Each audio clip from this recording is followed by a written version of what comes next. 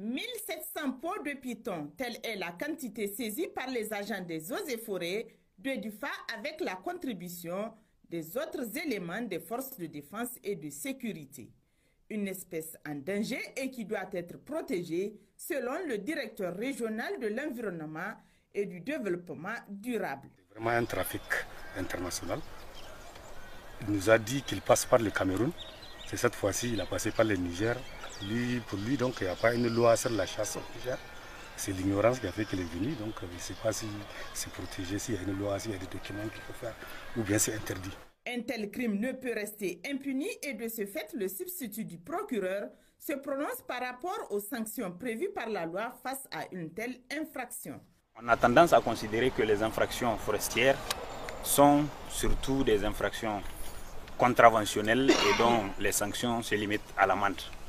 Il n'en est pas le cas, puisque la loi numéro 2019-47 du 24 octobre 2019 portant répression du commerce international des espèces en voie d'extinction réprime dans certaines de ses dispositions jusqu'à 6 ans ferme d'emprisonnement en dehors des amendes qui peuvent résulter de l'application de ces peines-là.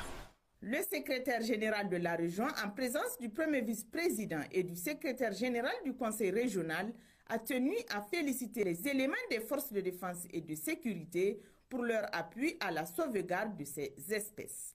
Toutes les autorités de la République du Niger, nous félicitons vraiment les éléments des FDS d'abord et aussi les forestiers pour avoir fait cette saisie importante. Ceux qui font tous ce forfait, ils sont arrêtés à partir du Niger, donc c'est quelque chose que la sous-région doit saluer et vraiment nous vous félicitons pour ce travail que vous avez eu à faire et félicitations encore.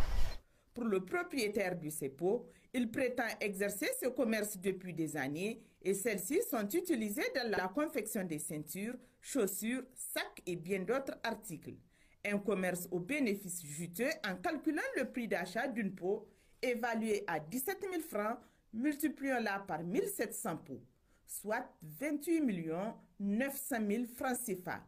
Alors, à combien s'élèvera le prix de vente dont la valeur marchande reste la décision du propriétaire?